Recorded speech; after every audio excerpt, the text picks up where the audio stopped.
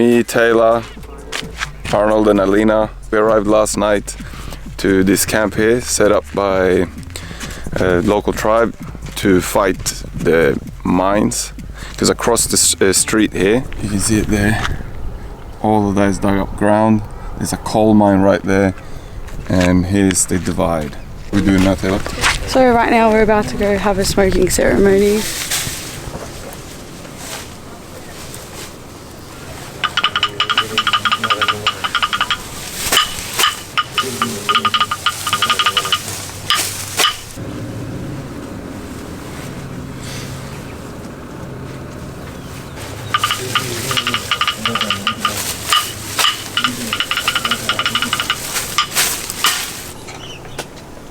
They're like all blades. That's a old spear tip.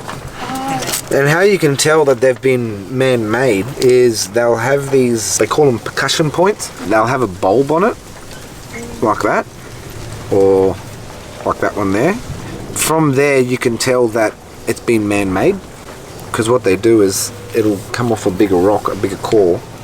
They'll just pop it off, and they'll have an indent in there. It only comes from people hitting it in one little spot, so it creates that percussion point. You'll find these all over the world. I found these in the backyard in Bosnia, down by the river. What? In Bosnia? Yeah. Places? And the last time that they used these stone tools was 5,000 years ago.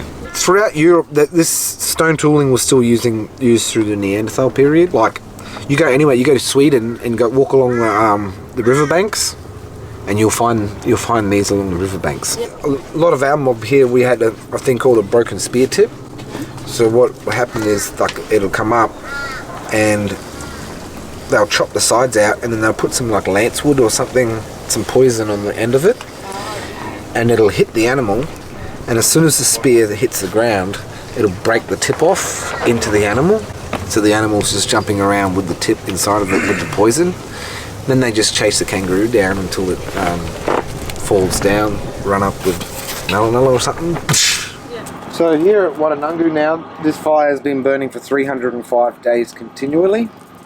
Inside of this stone circle in here, we've always had one Wangan and Jagalingou person occupying the area, and there's no foreign objects inside the circle except for your clothes. Fire is burning consistently because it's a ceremonial fire, and we've been practicing this ceremony now for 305 days.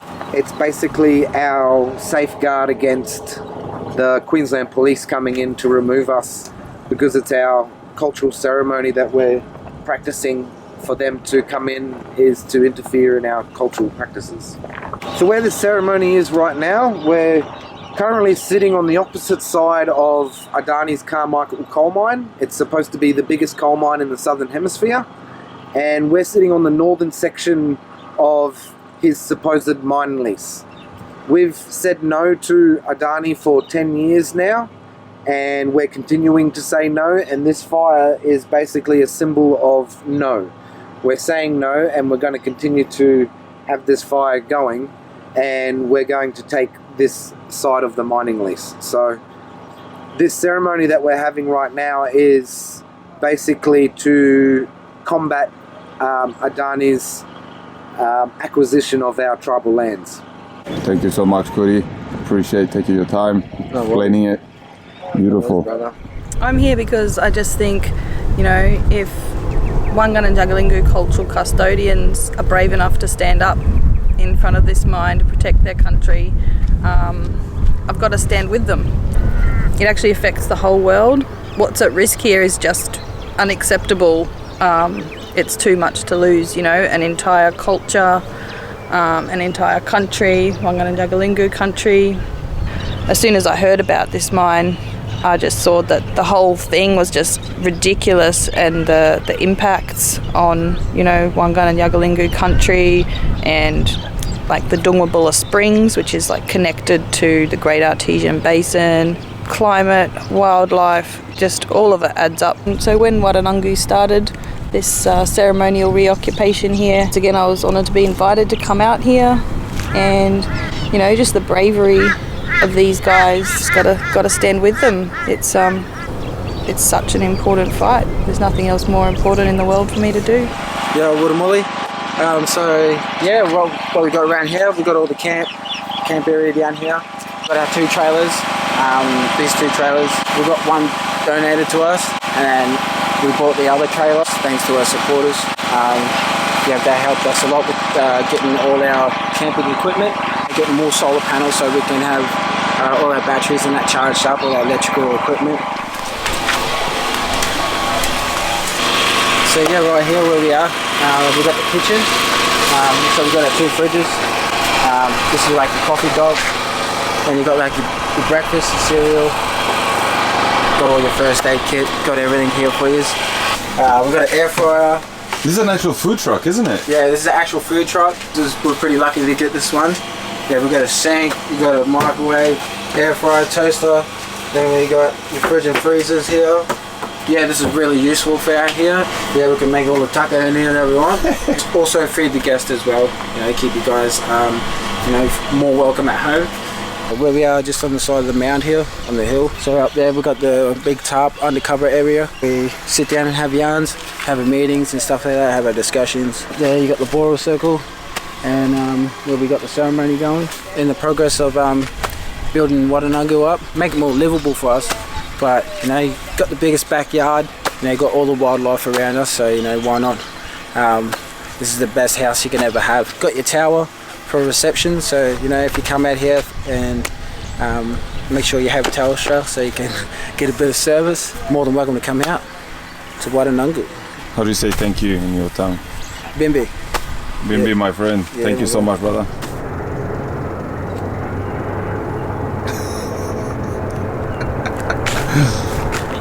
Have a good time. Okay, we're just about to go for a walkabout for the berries called Budamo. The berries that the Gundulu eat. Our native food here. Okay. Are these common trees? Yeah, man, they're everywhere. Yeah, they're all over the place, man. There they are. There's one here. So we call these ones Budamo. So then they come out. You can see those little green ones just there? You look for the juicy ones. There you go, Bo. It's like 3. Yeah, if you all want one. Except for the native food.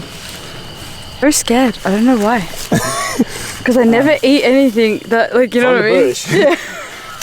I feel like everything in Australia can kill me sometimes. And they got like a bit of a seed in it. Yeah. So just like get the seed, like put it back in your hand. Okay. Get the seed out. But eat all around it. Oh my god, it's so sweet. Like they got that. That's why you're normal. Like a really good That's fruit. why you're normal. Where can you find this berry? There's Budamo. Usually just in central Queensland, around our area. Like when you guys probably come back, I'll have to get some Gumby for you as well. What's So that? Gumby, it's like a type of gum, like gum tree. And what you do is you can get the leaves and you boil the leaves, put them in a tea, you know, have a cup of tea and stuff like that. It's bush medicine. How does it taste? Oh, it's still, like it's got its own taste. And you can crush it up, you can put them in capsules and stuff. And you can take them as medicine as well. It's good for cancers, skin disease, everything. Like, yeah, it's good for you. Yeah, bush tuck is good. That's amazing. Yeah, it's crazy that all these mining companies in this country as well. You know, what I mean, they just all these trees and that, and all the wildlife around here, man. They can't breathe. You know, and all these bushes are just covered in coal. The emus can't come out and eat their food. When you wake up in the morning and that, just around the mine itself, you look around the trees from here, like just from the pit all the way to like the road, all the trees around it is all dying. Yeah, it's pretty sad to watch, but as long as we're saving this side, it's scary what they're doing to Mother Earth, man. They just blow it up. The detonate going off a little bit, like you feel like the rumble, and then it just goes like full on, man, and like all the birds, all the kangaroos, they just all run away, man. More than just bush tucker, wildlife, everything, it all plays a part, Yeah. It's like me going to their great grandfather's, man, burial site and just digging it up. Yeah. That would hurt. We're not just sitting aside letting it happen. What's happened, all these generations ago been happening for like 230 something years, you know, we're not going to just lay down and just die and just let them do it, you know what I mean? You know, it's time for us now to stand up and, you know, get our country back. Save not just our future, you know, your future as well. You know, we all live here and, you know, we want to share our culture as well. That's how I look at it today, like, you know, we all live here, you know, basically, you know, we're all family now, so and we all got to look after Mother Earth. Yeah, but when nature's getting drowned out by that noise, that's when something's really wrong. Yeah. Do you get what I'm saying? Yeah. Like I'm hearing that more than I'm hearing nature, and I'm standing in nature right now. Yeah. You know, my great-great-grandfather got removed from this land by gunpoint, you know what I mean? And all my tribe, you know, they all got poisoned by the foods and by the water that they drank because they put cyanide in the food, in the water, you know. Where I went today to show the other guys about the springs and that. So one day at Dungabulla, so they said that there used to be a tribe there living at Dungabulla, and that was, you know, my tribe. And yeah, they were all there, you know, swimming, catching fish, eating turtle, you know, little short-necked turtle, you know, going about their day. And one day, yeah, you know, the farmers came in and they knew that there were, you know, native people there living, and yeah, they just came in and put cyanide in the water, actually drank from the water, and then one day that, you know, they went back down there again and they couldn't hear nobody. All the birds died, all the wildlife died. Yeah, that was like that for a very long time, and nobody ever came back to that spot. It's disgusting. They just, you know, removed my grandfather by gunpoint and put him on a cattle truck and shipped him to Cherbourg and, you know, to all the missions like Warrabenda and Palm Island and Yarrabah and that. That's why most blackfellas and that don't know their culture, because they all got rounded up like cattle and separated. And, you know, if you were caught speaking your language or, you know, doing culture and that, you'll get punished. You can feel it out here when you're walking through the creek beds and that out here, you know. And you see all over this country that there's, you know, there's still remains and there's still shackles along the beds, creek beds and stuff. It's really moving and touching when you go through those spots, because, you know, your ancestors died there. And, you know, you always remind yourself what you're here, like I said, what you're here for. This keeps you strong and your spirit's strong. It's worth fighting for. Yeah, it's worth fighting for. But it's good that you guys are here, and because sometimes it feels so hopeless. Everyone's just like, oh, the whole world's going to shit. Yeah. But then there are places like this here, and you just think, fuck, man, there are people in this world that understand. Yeah. That get that something's wrong. Yeah. If my brothers and sisters want to help me, you can come along. Follow me, I know this. Yes. Yeah, why are you leading the way, Taylor? You don't even have a light. Yeah, bunya nuts. We got these from the Cubby Nation. Oh my god. We had heaps. That's crazy. Oh my god. What a feast. That was a feast. They're actually really good. You said tasted like potatoes. Yeah, man. Like that, and it just pops out, like you just press down and it just pops out. And yeah, when you peel them off, yeah, it just comes out, and then yeah, it's got it inside. But yeah, when you chuck them on the coals, they just split at the front or split at the bottom. Get a rock, smash them, open them up, get the stem out of the middle, and then eat them. This is the hardest pasta I've ever eaten. What are you getting over here? I'm getting, by the looks of it, is spaghetti with minced meat in it. Yeah. Bolognese sauce.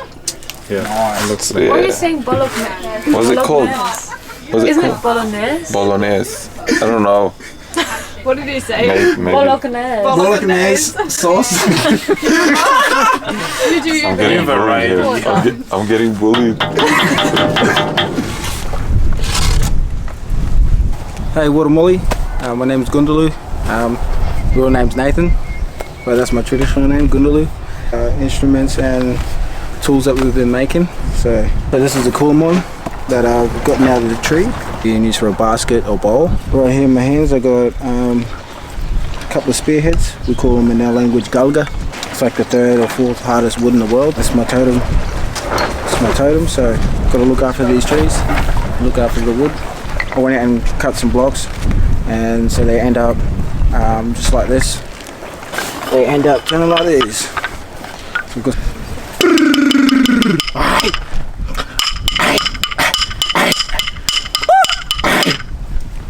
So yeah, that's what we use them for. We use them in ceremony and that. Like with the didgeridoo, we use the didgeridoo. This is for ceremony as well, for the lead dancers and stuff. Nulla nulla. So this is like, AKA a club. So yeah, we use this. We can use it in combat. We can use it for dancing ceremonies. Yeah, all sorts of stuff. Especially when we go hunting, you can crush your native food with this as well. Got a wango. It's called a boomerang. In our language, wango. So yeah, this is made out of gidgee as well. Yeah, this one that I've been making, but this one's just for display. Yeah, just made it for display for the camp. But yeah, it's getting there, eh? We got our swords that we made out of gidgee as well. Just made these for when we do our dance performances and stuff like that. Our swords are much more bigger than this and much more thicker. They're probably as tall as me. They're tall, big swords. We use them in combat, or use them in ceremony as well, and dancing. So yeah, that's a few things that I've been making out here. Keep us so busy in culture. So yeah, thank you for your time. Thanks, man. So tell me, this dam we're going to, what's the deal with the dam? What's the deal with the dam? Well, when it gets hot in summer, or whenever we want to go for a swim, we'll take all the family and take the guests down here. You know, you just come down here, you're more at ease. What do you mean you got coral out here? we got coral from the sea out here. You know, thousands of years ago, man, the sea was out here. Yeah. You see it all? That's awesome. Yeah. What? Yeah, I was spun out when I was seeing it, but I was like, that is cool.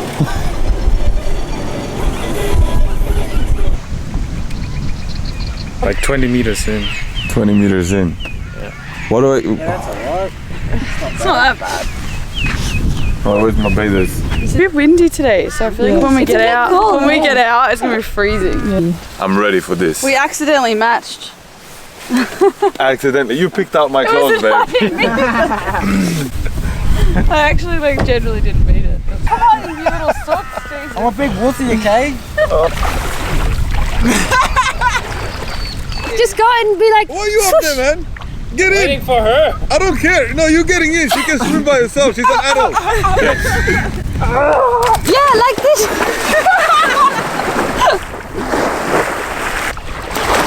Right. Nathan. No, you go. Huh? You go. That's not my name. How soft it is. I feel it, and I feel something else too.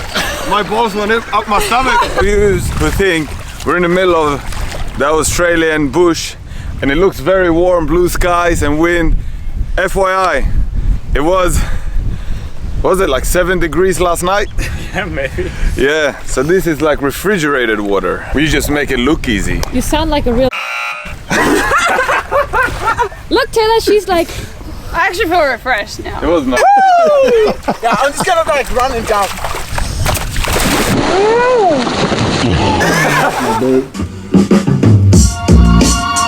Yeah. So that's the story one. Yeah.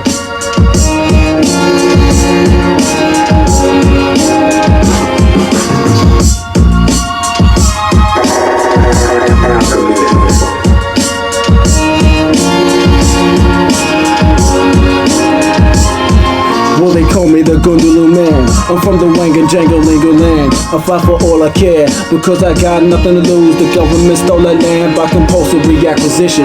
You hear us, you see us, but you sure damn fear us. First Nation sending power and strength to all the tribes that stand tall and make the fire burn through these bars of walls and make sure no brother or sister gotta see this no more. It's been too long. Wars upon wars, laws against laws, fraudulent cases, murder cases, children displaced in 364 nations, incarceration, welfare, slave ship. I'm sick and tired of hearing these young ones dying and families, mothers and loved ones crying and dying tears. The system is designed to slave all. Like SCG, I hate it so much in the cities with the move us all. Calling us poor people when you divided the equal. Can't even walk in the street when some people gotta call you nigga, you coon, you black cunt. It's just all the stuff I hear on a daily basis. So many situations, so many complications. Man, what is going on?